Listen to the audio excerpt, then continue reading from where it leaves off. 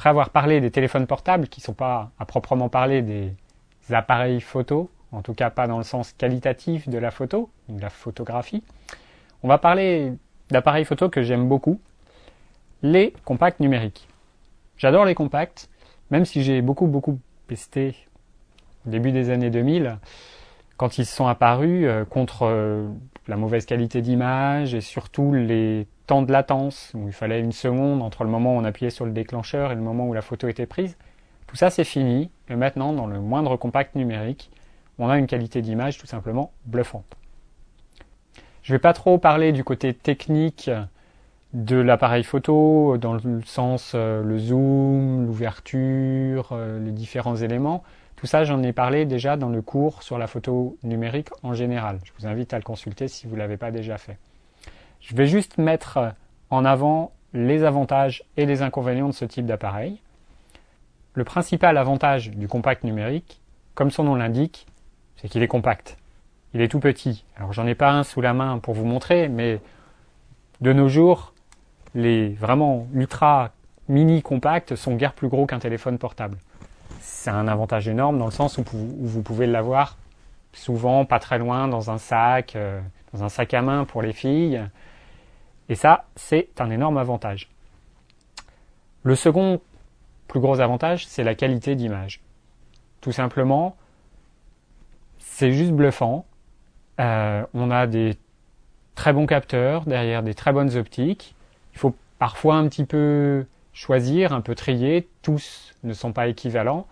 Mais globalement, la qualité d'image est excellente.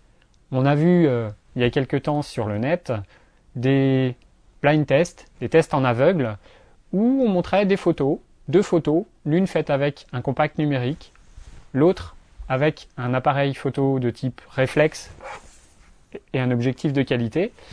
Et le but du jeu était de savoir quelle photo avait été faite avec quel appareil. Eh ben, c'est pas si simple que ça. Le dernier gros avantage du compact numérique, c'est la possibilité de faire des vidéos. Ça a commencé avec 30 secondes de qualité pas terrible il y a quelques années, et maintenant, certains modèles peuvent vraiment rivaliser avec des caméscopes. Surtout que la frontière n'est plus si nette que ça. Ils utilisent les mêmes types d'objectifs, des capteurs numériques, dans les caméscopes numériques aussi. On retrouve aussi maintenant du stockage sur carte mémoire. Bref, si vous choisissez un modèle en faisant très attention, vous pouvez combiner les avantages d'un appareil photo et d'un caméscope d'une qualité très respectable. Alors quels sont les inconvénients des appareils photo numériques compacts? Le premier inconvénient qui me vient à l'esprit, c'est dans certains cas l'absence de réglage. Vous avez beaucoup d'appareils photo qui sont tout automatiques. C'est souvent la raison pour laquelle ils ont été conçus, c'est-à-dire je sors l'appareil photo, je déclenche, la photo est faite, sans avoir à se préoccuper d'ouverture, de temps de pause, d'exposition. Mais c'est aussi, pour la majorité d'entre eux, leur plus gros point faible. C'est-à-dire que si vous voulez aller plus loin dans le domaine de la photo, apprendre les réglages, apprendre à faire des belles photos avec les réglages qui vous sont propres, vous serez vite limité. Si vous n'avez pas encore choisi l'appareil photo numérique, il y a certains compacts, comme celui-ci, qui disposent de pas mal de réglages et qui sont finalement assez proches de ce que propose un réflexe numérique. Celui-là, en l'occurrence, c'est un Canon G2. Il a presque une dizaine d'années. Je crois qu'on en est au G9 aujourd'hui. C'est l'un des meilleurs compacts que Canon ait fait, et voire même que l'un des meilleurs compacts, en tout cas du moment, qui permet d'avoir autant de réglages qu'un réflexe numérique. Autant ou presque. On n'a pas tout le confort, on n'a pas un superviseur, mais on a la possibilité d'utiliser des tas de réglages manuels, de débrayer les automatismes, de choisir de quelle manière on va faire la mesure de l'exposition de la lumière, quelle ouverture on utilise. Et ça, c'est assez rare. Donc, si vous cherchez aujourd'hui un appareil photo qui vous permette d'évoluer, d'apprendre petit à petit, et que vous ne voulez pas investir directement dans un réflexe numérique, vous pouvez regarder ce type d'appareil photo, car ça existe. Certains ont des réglages manuels, malheureusement, pas beaucoup. Le deuxième inconvénient des compacts numériques, c'est la profondeur de champ qui est toujours très importante. Je vous ai parlé un petit peu de la notion de taille de capteur dans le cours sur la photo numérique. Dans les appareils photo de ce type-là, de type compact, le capteur est tout petit. Il fait quelques millimètres de large et de hauteur. Ça a pour conséquence d'imposer des photos qui sont nettes de très près jusqu'à très très loin. En quoi c'est un problème ?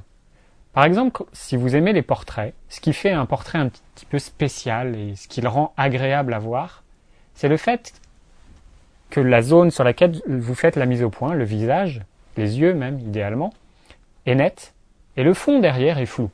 Si vous faites un portrait, la haie qui est derrière votre modèle, vous n'en avez rien à faire. Et au contraire, si elle est super nette, elle va venir distraire le regard, elle va se mélanger aux cheveux, par exemple, ou aux vêtements, et c'est pas du tout ce que vous voulez. Le but, c'est d'isoler le personnage de son arrière-plan. Et ça, c'est absolument impossible avec un appareil de type compact numérique ou ultra compact. Il n'y a pas de solution. Malheureusement, on ne peut pas. Il y a d'autres types de photos qui requièrent le même principe. Par exemple, en photo culinaire, c'est agréable, si vous faites une photo d'un gâteau, d'avoir la première tranche de votre cake, par exemple, qui est nette, et puis, petit à petit, un flou progressif vers le reste du gâteau. Ça, c'est pas possible avec ce type d'appareil. Il y a aussi d'autres inconvénients. Généralement, même s'il y a beaucoup de progrès qui ont été faits, le compact numérique reste assez lent pour faire la mise au point, pour déclencher, pour reprendre une photo après la première. C'est pas toujours instantané. Ça, c'est pas agréable. Donc, si vous cherchez à faire beaucoup de photos de sport, par exemple, c'est pas très adapté. Si vous avez des enfants qui sont très turbulents, qui bougent tout le temps, vous allez passer votre temps à essayer de faire la mise au point, et au moment où vous déclenchez, votre enfant est parti, il a fait 3 mètres. Donc là encore, c'est pas l'idéal. Du coup, quel autre type d'appareil photo on a ? Il y a un type d'appareil qui est pas mal, qui s'appelle le bridge. Le bridge, vous allez voir, je vais vous en parler dans la prochaine leçon.